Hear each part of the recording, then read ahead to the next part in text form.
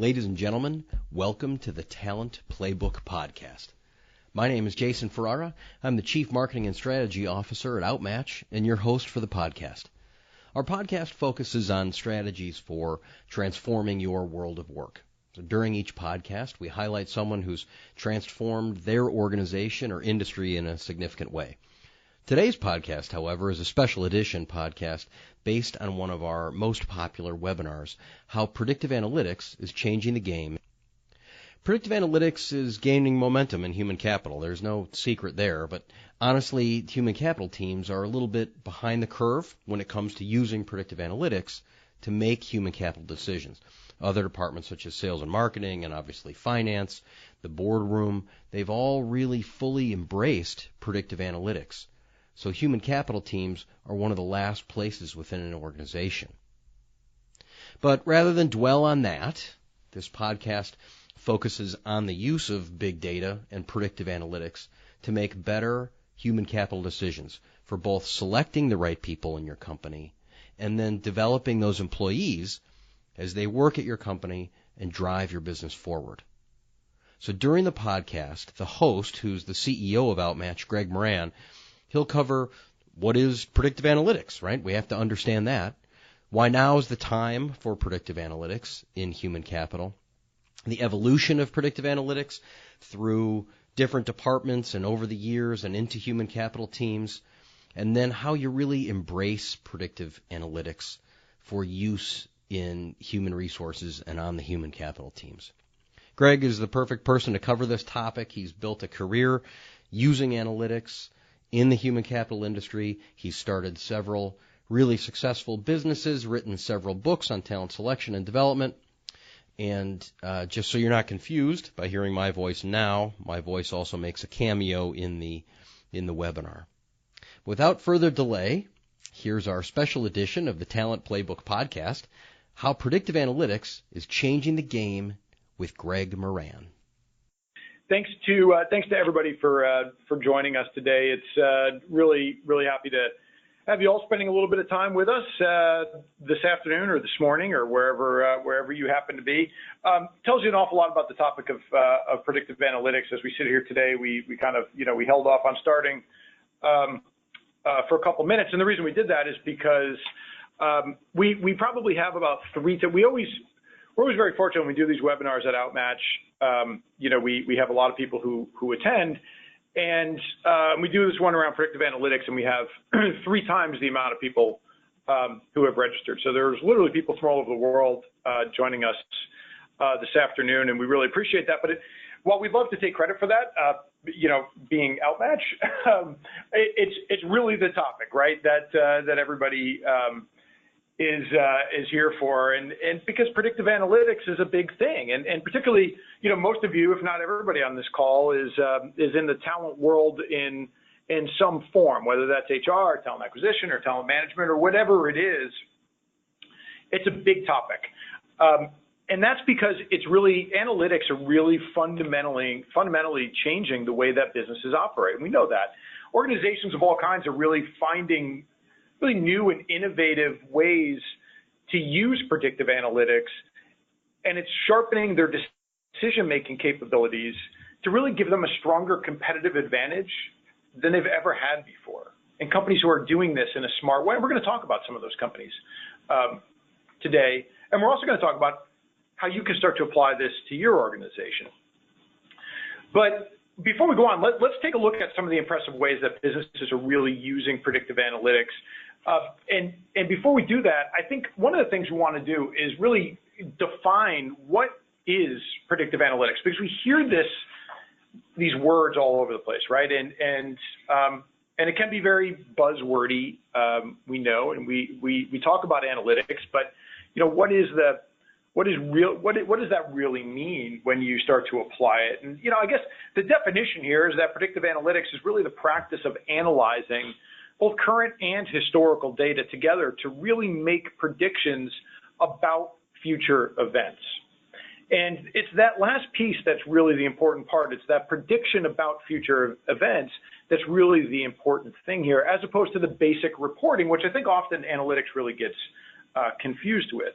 So on the surface, This may not sound really cutting edge, right? We'd love to have a more, fancy sounding definition, but it's predicting trends and future events has always been the holy grail of business success. The more that a business can really predict what's going to happen in the future, the more that they can plan for those events to capitalize on those events. Predict the future and you'll know what products will be in the highest demand. You'll know what solutions will be the most successful for your clients. And you'll know when you're going to experience shortages or surpluses. And then you'll know which opportunities to pursue and the risks that you really want to avoid. Traditionally, businesses have looked at data and outcomes from the previous year or years, and then they use their judgment to make assumptions about what they think is going to happen in the future, right? We all do this every day. We look at the sales results from last year and say, what do we think is going to happen next year? We look at the number of open requirements that we filled last year for talent acquisition, and we say, how many do we think we're going to do? We're just going to go up by 10%? We don't know, right? We're trying to figure out really what's going to stay the same, what might go up, what might go down, and so on. But now to take that a step further, businesses can really start applying statistical methods, right, to add precision to the analysis with models that really provide much greater accuracy because they're based on relevant patterns and proven theories about what's going to happen, right? So this is a fundamentally different way to look at our business and begin to plan for the future. So what makes predictive analytics different and just much more powerful than other types of data analysis is that we can really use it to identify complex patterns across big data sets that really uncover trends that we may not have seen before, right? Things that are just not obvious when we start to look at Excel spreadsheets and things like that, right? Because we're only maybe looking at one piece of the data. We're not looking at that overall trending. So you really start to see those trends that, with your naked eye, they're not going to be real apparent. So in other words, by making use of technology, you don't have to wait for a person or a team or department to identify a pattern or kind of work out a theory, right? But it's really about what you can do for your organization based on this data in really new and different ways. So here's a common way of looking at it. Excuse me. On the left side of this graph, you're going to see the most common type of analytics. These are really descriptive analytics, right? We see this all the time. This is the type of analytics or reporting is really what it is that tells you what's going well or what's going wrong in your organization, right? It's very backward looking. For example, we say all the time, well, our turnover is too high. Well, now almost every organization I talk with tells me their turnover is too high. Turnover is always too high, right? But high compared to what? Compared to last year's turnover or compared to an industry average or compared to some other metric maybe that you're looking at? Another problem is that knowing your overall turnover rate really can't tell you how to improve. It just tells you what it is, right? Or where to intervene or what's driving that turnover. This is the important stuff that we as HR professionals can then use to make an impact on the business. But when we're only looking at reporting, we're only looking at what is, not why it is and what we can do to impact it. So you really have to slice and dice and get much more sophisticated in the kind of analysis that you're doing in order to get the story behind those numbers, right? So moving into the middle column here, you'll see really kind of the second phase of analytics that we're talking about, which is really diagnostic analytics. And that starts to tell the story by identifying meaningful relationships and patterns within the data. So this is really a deeper dive that might tell you that, say turnover is highest among your salespeople who fail to meet their quotas, right? Probably not a mind-blowing conclusion. I'm sure everybody who's ever, worked with a sales force before has seen this. You've all seen it play out. You know from experience that, probably failing to meet your quota or just sort of general poor performance, right, often leads to turnover. And that might be voluntary turnover. It might be involuntary turnover. You don't need really analytics to tell you that. But look at how we can apply that insight when we move over to the third column of predictive analytics. Because the idea here is really to predict ahead of time which candidates will struggle to meet quotas. And we know that will put them at higher risk of turnover, right? So if we can avoid that, avoid making those hires in the first place, that has a profound effect on that turnover rate, right? But that is really predicting the future. So you're not only able to impact performance and turnover in your organization, but you'll be able to predict the degree to which you'll really improve in those areas. And that's the difference, right? So you see how moving from my turnover rate is X to here is what a successful person looks like, and here's what a successful person will do for my organization. One successful hire will do for both the turnover rate and a performance improvement. So it's really about completely shifting your strategy to from reactive to proactive. That's why predictive analytics has really become the gold standard in business intelligence, right? But businesses around the world are still working hard to adopt this much more sophisticated approach. According to Burson by Deloitte, who probably many of you on this call know, who's one of the leading HR analyst organizations in the world, less than 10% of organizations, this is their own self-reporting, less than 10% of organizations really use predictive models in business and workforce planning. So we're only beginning to scratch the surface. So if you feel like you're behind in this area, you're not, right? But it does have this ability to really transform your workforce, the way that you're operating as a business, and really your role and career within HR. So one of the things that makes predictive analytics so powerful is that its applications are they're almost limitless, right? We've seen some pretty remarkable things from companies on the cutting edge of predictive analytics.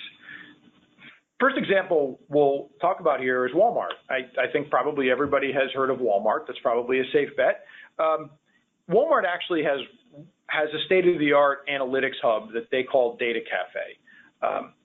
Houses over 400 petabytes of recent transactional data. So when I was looking at this statistic, I actually had no idea what a petabyte actually was. Do you know what a petabyte is, Jason? It's a lot of data. Yeah, it's a huge amount of data. So let's see. I will test Jason here in the room. How many floppy disks does it take to hold 1 petabyte of data? What do you think?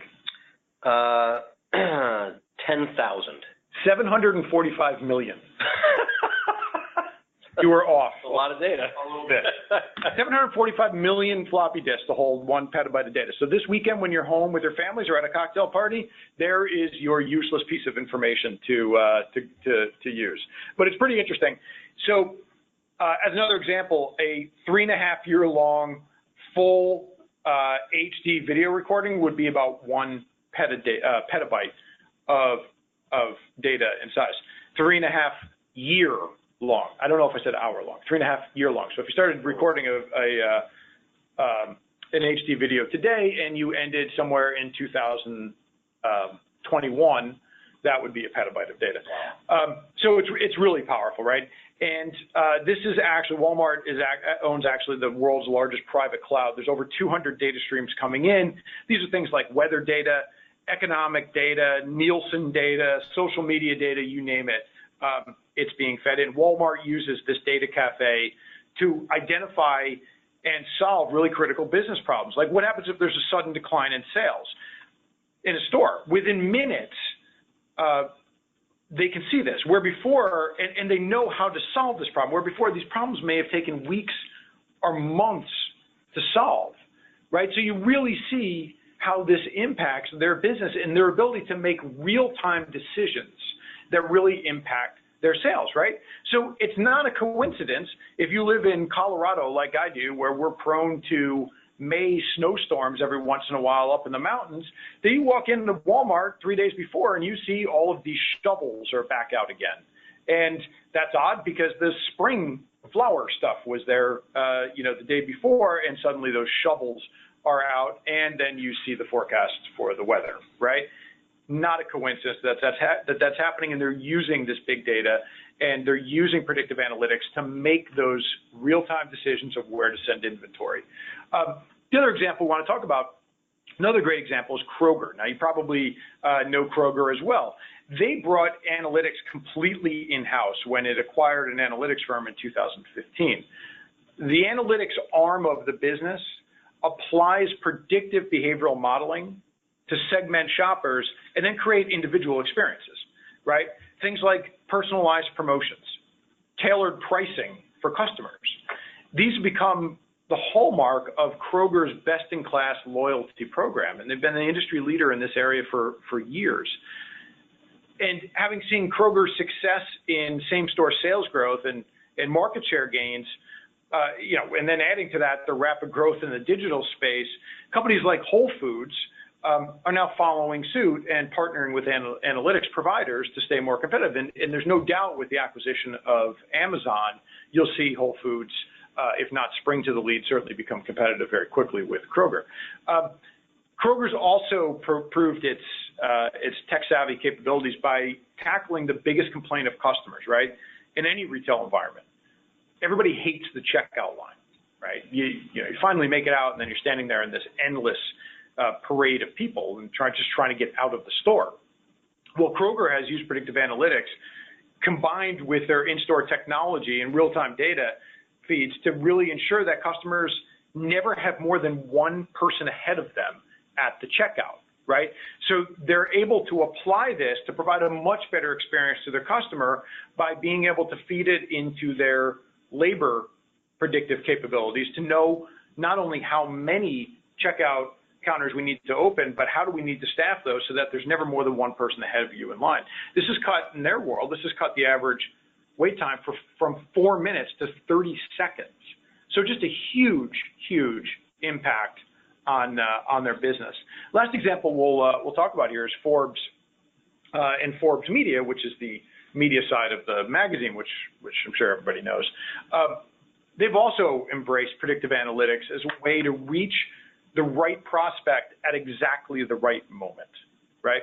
So Forbes Media uses a predictive intelligence platform to identify prospects within their advertisers' markets. Then they deliver media to those prospects that's perfectly aligned with the buying stage and product interest. So this intelligence platform provides really super targeted and dynamic media programs, and then it unlocks a whole new level of ad optimization for Forbes clients, right?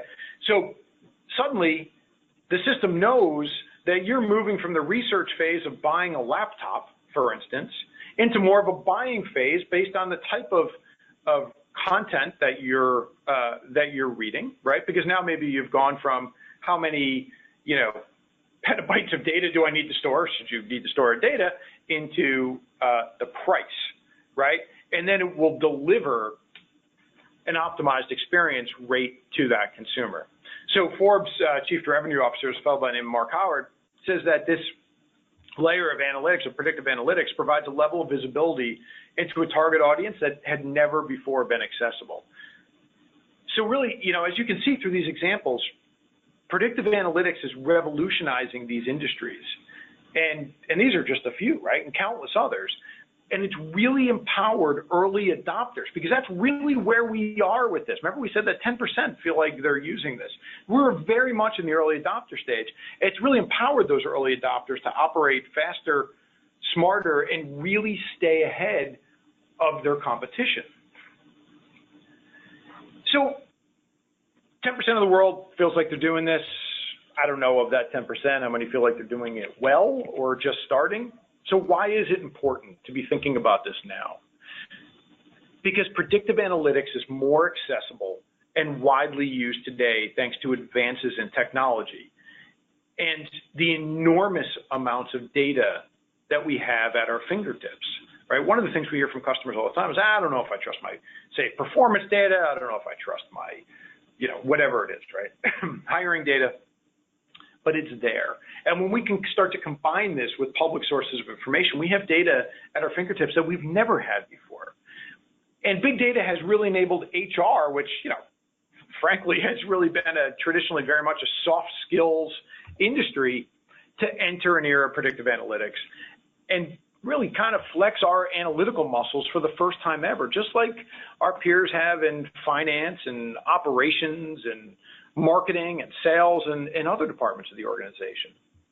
So to see how we've evolved into this really data-rich industry, let's look back for a second at the evolution of HR tech over the past 30 years, right?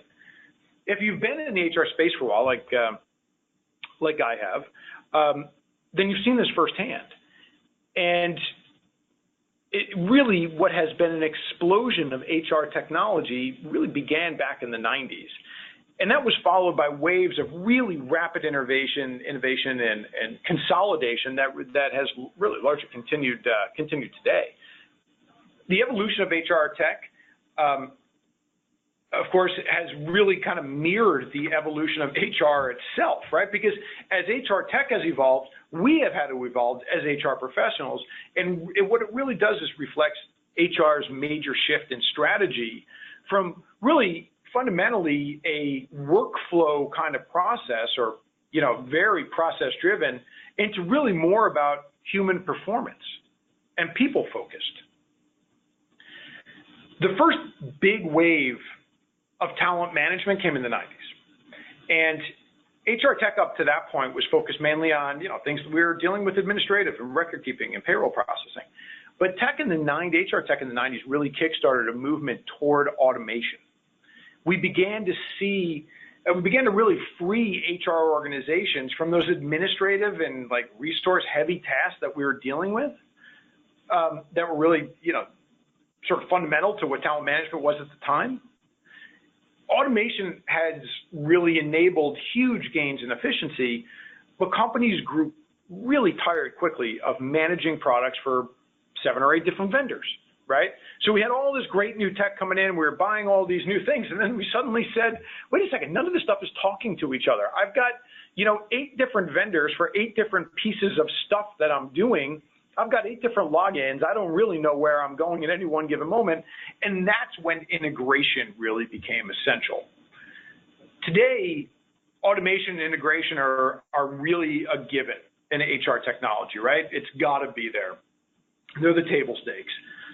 But companies are much more concerned with things like employee engagement, teamwork, innovation, collaboration, culture. And they want HR tech solutions that are engaging and productivity oriented. You look at HR tech today and it has often a very consumer kind of look, because ultimately that's, whether we're talking about our employees or our candidates, it's a very consumer oriented model, right? So integrated talent management is really still important, but the real focus is on inventing the way people work. Things like team-based hubs for collaborating and coaching. Things like always-on pulse surveys and feedback systems, and tools that really empower individual learning and career growth, but on a real-time basis, as opposed to, when we used to sit down with our manager once a year and have the dreaded, appraisal conversation, right? So all that to say, there's no lack of demand for HR systems and tools in the HR space today, which means access to data is going to continue to grow. This is not slowing down, especially when you consider the recent shifts in performance management, right? From, like I said, that dreaded annual conversation into what we have now, which are really almost continuous streams of pulse and engagement and performance data that are coming in. The challenge is, how do we make meaning of this, and how do we use this data, right? So the HR tech market is expected to grow 10% annually through about 2020, which is great, if you're in our business or others, and it's great for you as consumers of these products. And that's according to Gartner, by the way. But this growth is going to continue to produce more and more data, and consolidating that data, leveraging it to forecast the future rather than have it just reflect on the past like we've always done, that is the crucial next step that we as HR professionals really need to begin to bring into our business and lead the way for our businesses. And that's where predictive analytics really come into play.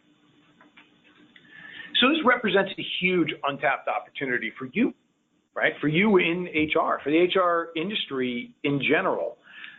By embracing predictive analytics, you're going to uncover patterns and relationships across your workforce that you've never seen before. This stuff has never been clear, right, as we've tried to make these decisions, but you will be able to see it for the first time. And finally, you're going to be able to quantify your impact on business performance and the bottom line of your company. For years, we've been hearing about HR having a seat at the table. This is where it happens, and this is what enables it to happen. It's really being able to quantify that impact that you as an HR professional are having on not only the bottom line, right? Yeah, reduced turnover, 5 points or 10 points. That's great. What have you done for sales? What have you done to drive revenue? And this is where you're going to be able to quantify that performance. But before we can really embrace predictive analytics in HR, there's two things that we need to be thinking about. We need to overcome in our world today, right?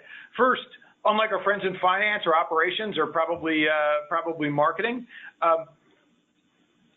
HR professionals typically aren't trained as data analysts. I would probably guess that the vast majority of you on this call today who are HR professionals did not get into the space to grind data.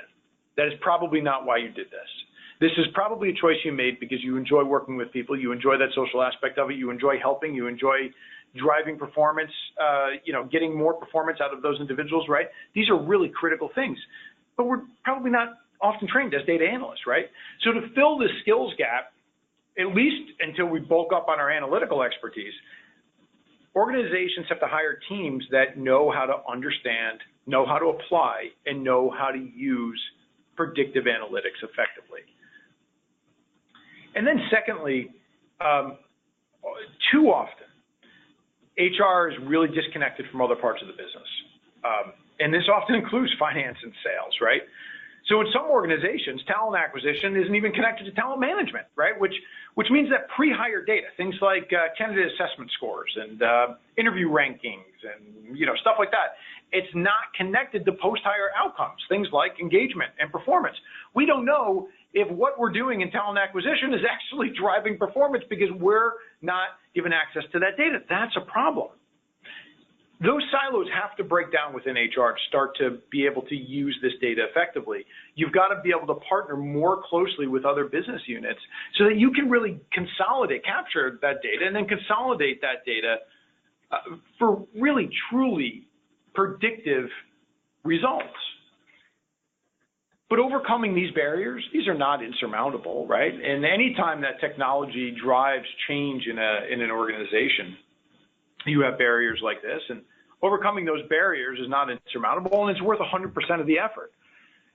Because predictive analytics is going to drive superior decision making. It's going to change the way you make decisions, and it's going to support the type of strategic visioning and problem solving that C-suite leaders in your organization are beginning to expect from HR. That's not going to change.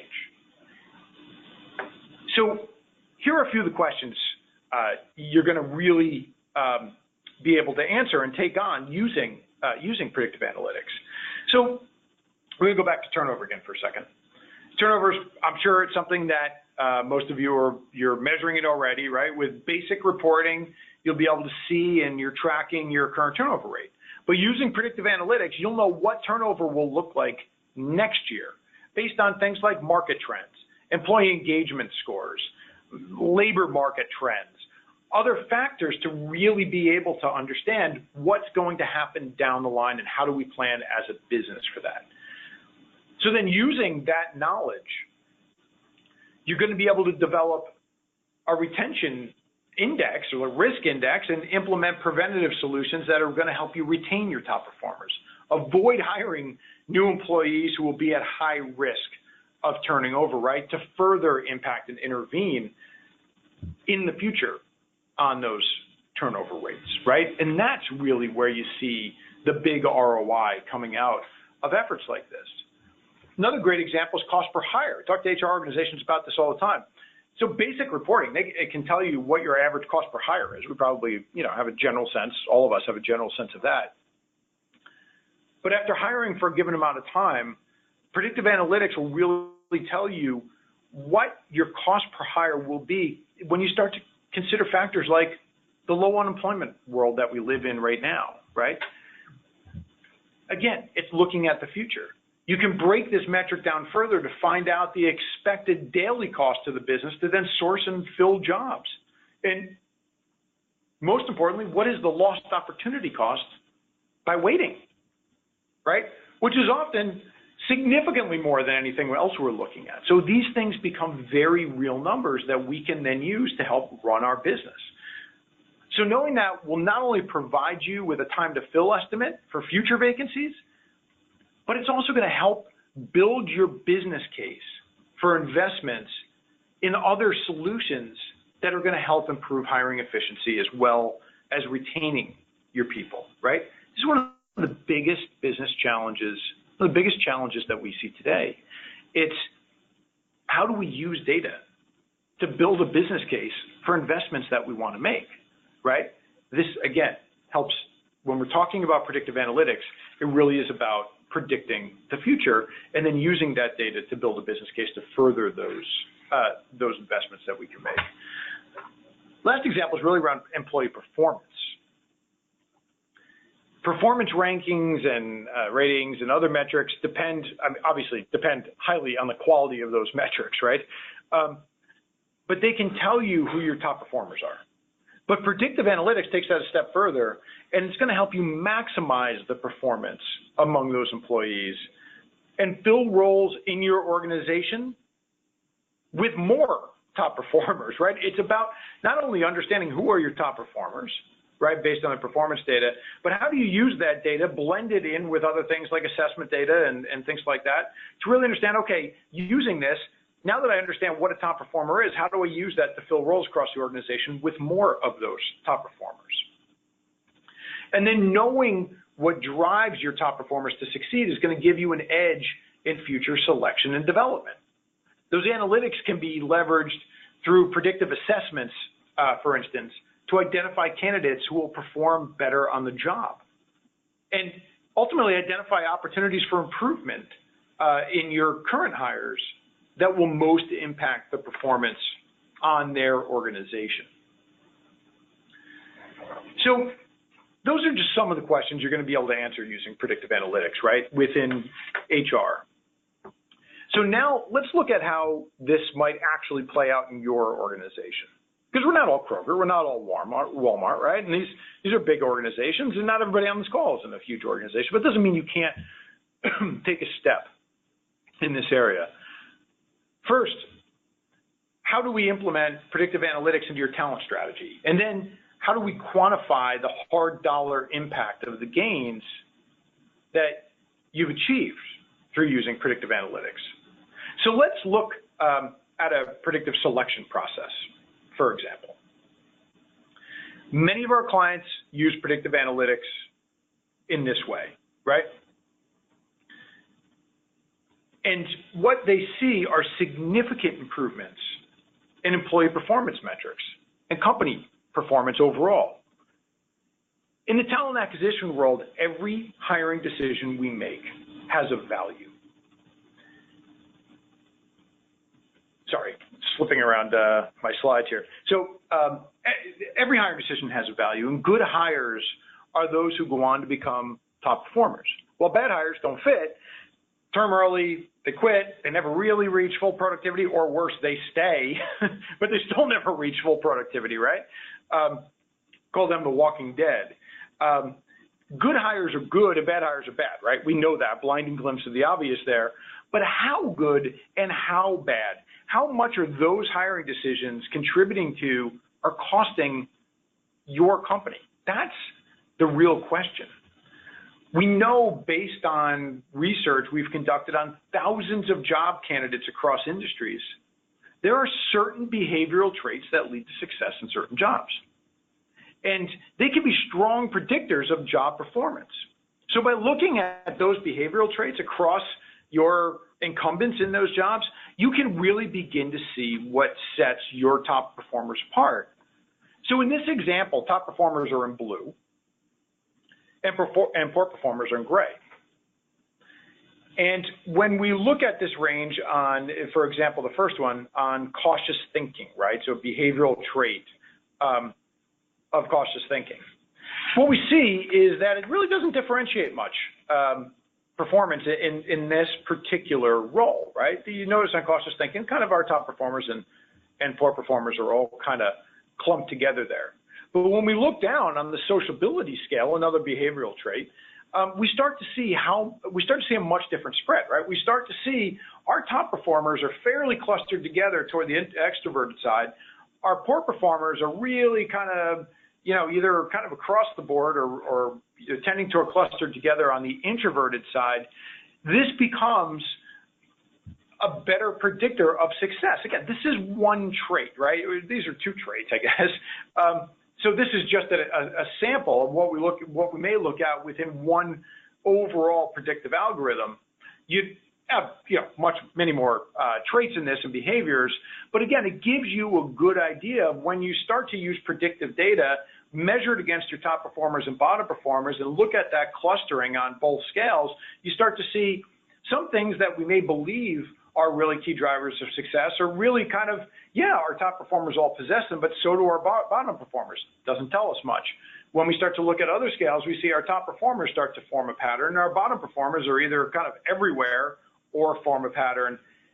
That really becomes a predictive characteristic, right?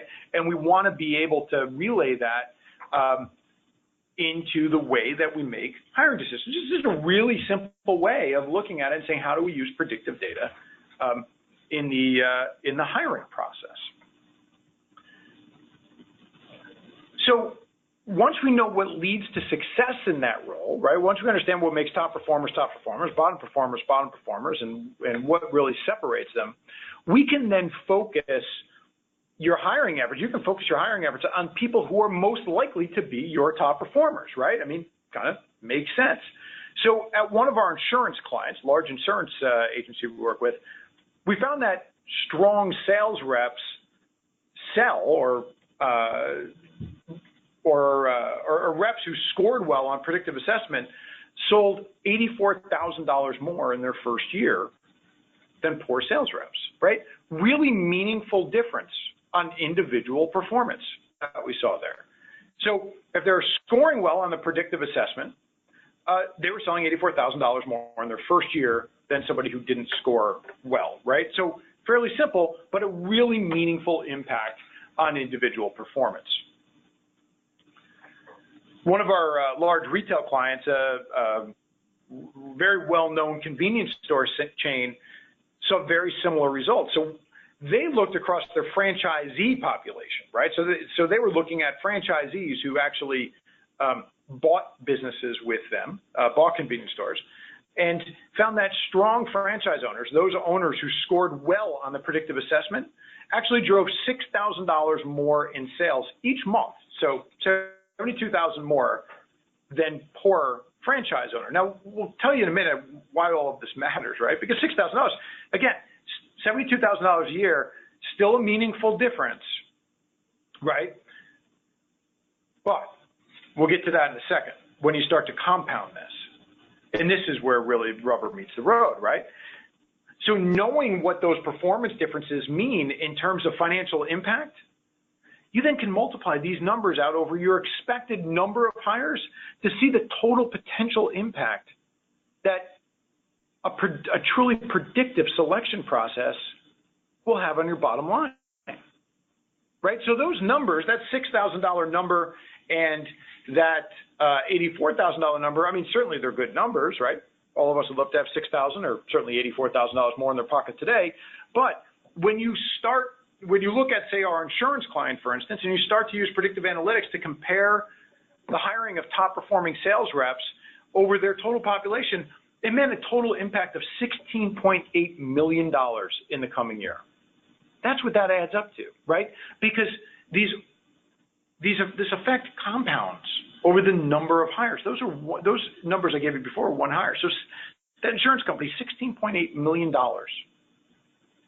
For the convenience store client I mentioned, again, using predictive analytics to select top-performing franchisees, well, that $6,000 a month or $72,000 a year impact on an individual franchise means $23.4 million across the organization.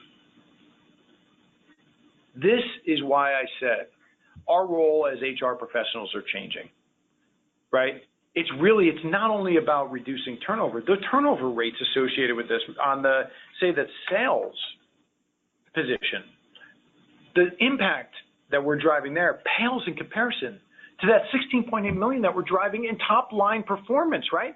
With results like this, you're not going to have any problem justifying an investment in predictive analytics in your organization. These numbers are profound, and this is where our role is changing in being able to use this data to really not make better predictive decisions for our organization, make better hires, develop people in a much more targeted way, understand the impact from that, drive that back into the top and bottom line performance. This is how we truly get a seat at the table. This is how we drive impact for the overall organizations. So, to wrap it up, if predictive analytics was once beyond the scope of HR, that's not the case anymore. An analytical mindset is critical to our role in HR today, just like it is in finance, in operations, in marketing, and countless other industries. Predictive analytics, it represents the cutting edge of data analysis and the business intelligence we use every day to make decisions. According to Burson by Deloitte, who I mentioned before, now is the time to get serious and double down on your investments in this area. Companies that don't are going to be disrupted by companies that do. Remember, I said 10% feel like they're using predictive analytics to make decisions in their workforce today. If you can be one of those 10%, you are ahead of the 90, right? And that's the key here. What we're able to do then is really because we're able to recruit, because we're able to understand this data, we're able to recruit our competitors' people, right? We're able to supercharge our sales forces, and we're able to really drive top and bottom line results like we've never been able to do before. Thanks for listening to the Talent Playbook podcast. If you're interested in seeing the full webinar with the slides and all the visuals, you can visit OutMatch.com, and under the menu item Webinar Series, you'll find the full webinar. You can also learn plenty more about OutMatch on the website when you're there, or you can follow us on our social feeds, Twitter at OutMatchHCM, on Facebook, and on LinkedIn. You can also listen to other episodes of the Talent Playbook podcast at iHeartRadio, on SoundCloud, Spreaker, YouTube, and, of course, in the now streaming menu on OutMatch.com. I'll thank our producer and engineer, Charles Summers, for his assistance in putting all these podcasts together. And until next time, this is Jason Ferrara saying thanks for listening.